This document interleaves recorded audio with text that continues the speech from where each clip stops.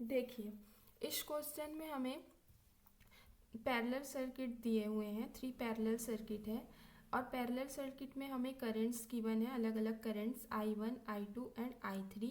और इसमें हमें बोला गया है कि हमें जो रिजल्टेंट करंट है उसको फाइंड आउट करना है। ठीक है, तो पैरेलल सर्किट में टोटल रिजल्टेंट करंट जो होगा हमारा वो होगा total I is equals to, यहाँ पे जो गिवन है I1 plus I2 plus I3। Okay, इसको स्मॉल I ले लेते हैं। इसको सॉल्व करने के लिए हमें बेसिकली क्या क्या पता होना चाहिए, हमें पता होना चाहिए कि पोलार फॉर्म क्या होता है, रेक्टेंगुलर फॉर्म क्या होता है। ठीक है, तो इसमें हम लोग को पता होना चाहिए कि पोलार फॉर्म क्या होता है। पोलार फॉर्म जो होता है वो होता है हमारा मैग्नीट्यूड जो है वो है magnitude I and theta angle. Okay, और जब रेक्टेंगुलर फॉर्म होता है, जो रेक्टेंगुलर फॉर्म जो होता है वो होता है हमारा I cos theta plus J sin theta. इस इक्वेशन को अगर हम पोलार फॉर्म में लिखें तो हमारे पास जो I1 है वो हमारे पास आएगा 5 एट एंगल 0, कि मैग्नीट्यूड 5 है और एंगल 0 है। ठीक है, I2 हमारे पास आएगा 30 एट एंगल 90 डिग्री, मैग्नीट्यूड 30 है, एंगल 90 डिग्री है। ओके, I3 आएगा हमारे पास 25 एट एंगल माइनस 90 डिग्री, क्योंकि मैग्नीट्यूड 25 है एंड एंगल माइनस 90 डिग्री है। ओके, तो अब ये पोलार फॉर्म में आ गया। अब पोलार फॉर्म को हम अगर रेक्टेंगुलर फॉर्म में चेंज करते हैं, यहाँ पे लिख लेते हैं चेंज इन रेक्टेंगुलर फॉर्म।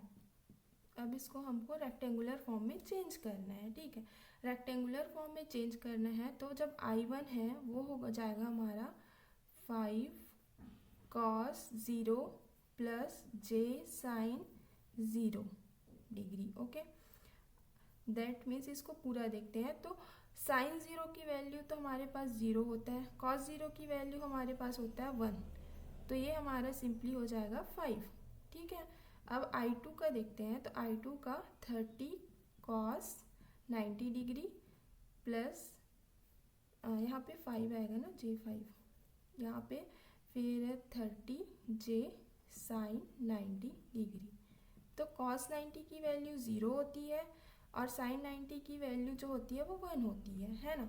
तो ये हमारे पास आ जाएगा 30J।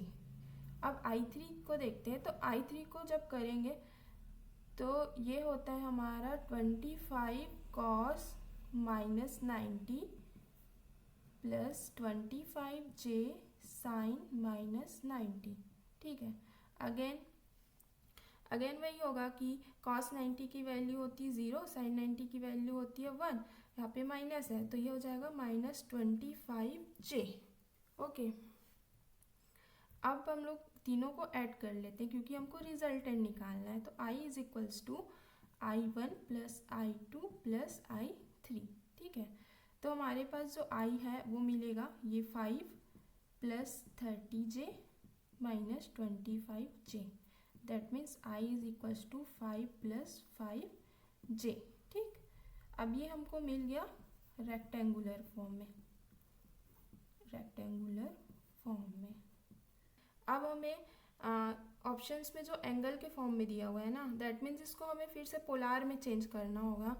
तो ये हो जाएगा चेंज इन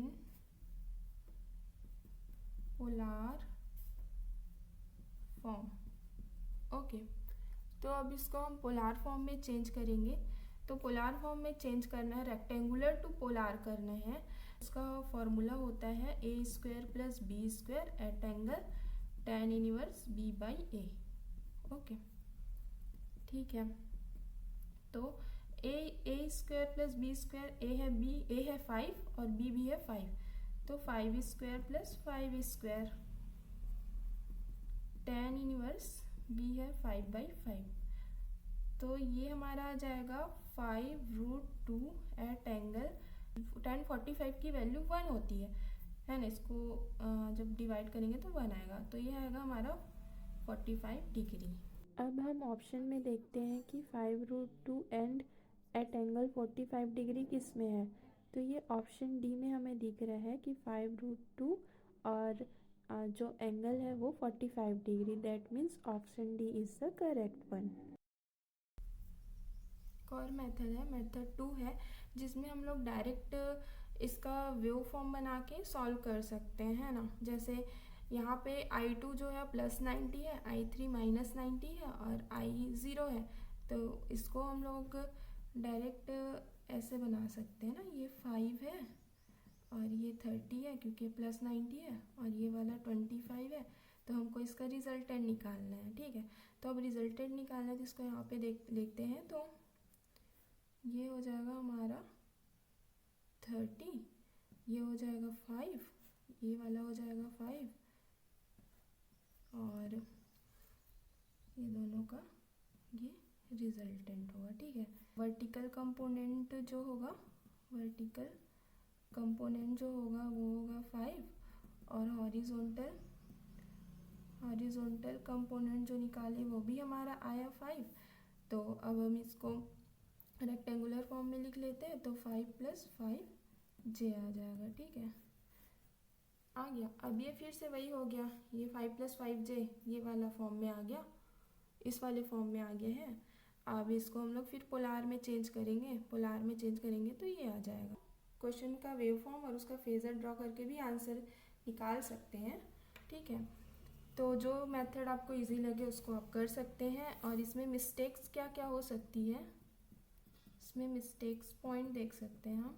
मिस्टेक पॉइंट्स में हमारे पास रेक्टेंगुलर टू पोलार और पोलार टू रेक्टेंगुलर जब चेंज करते हैं यहाँ पे, तो हमको इसमें कन्फ्यूज़न हो सकता है कि कैसे होगा चेंज। इसका हम लोग एक लिख लेते हैं कि जब polar to rectangular and rectangular to polar, इसको हम लोग लिख लेते हैं कि कैसे होता है, ठीक है। तो जब पोलार टू रेक्टेंगुलर करते हैं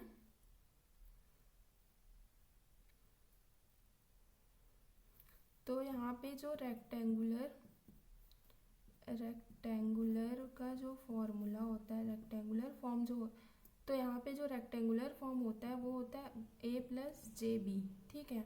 और जो पोलार होता है, पोलार फॉर्म जो होता है वो होता है हमारे पास a² + b² at angle tan inverse b/a, okay. और जब रेक्टेंगुलर टू पोलार करते हैं तो यहाँ पे हमारा पोलार का जो होता है, पोलार फॉर्म का जो फॉर्मूला होता है वो होता है हमारा simply I at angle theta, that means magnitude and angle. और रेक्टेंगुलर का जो होता है हमारे पास वो होता है I cos theta + j I sin theta, ठीक है। ये होता है हमारा, ये याद रखना होगा, इसमें कंफ्यूज नहीं होना है। और अगर हम इस मेथड से जाते हैं, अदरवाइज ये फेज़र वेव फॉर्म, अगर आपको वेव फॉर्म और फेज़र डायग्राम ड्रॉ करने आता है तो आप इजीली फाइंड आउट कर सकते हैं, ठीक है। Thank you.